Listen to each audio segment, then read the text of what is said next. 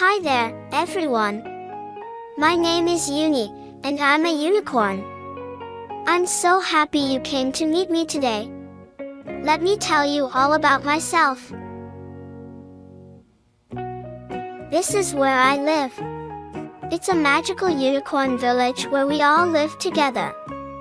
I have lots of unicorn friends here, and we play games and have adventures every day. One of the coolest things about being a unicorn is our magical powers. I can make flowers bloom and butterflies appear with just a touch of my horn. It's so much fun.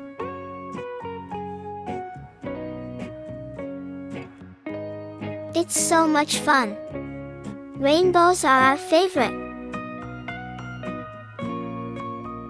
You know, I have big dreams too.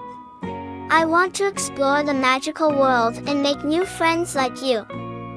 And maybe, just maybe, I'll find a shooting star to make an extra special wish.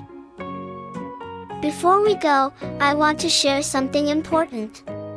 Always be yourself and follow your dreams, just like I do. You're unique and special in your own way. Remember, you're never alone because there's magic in every heart.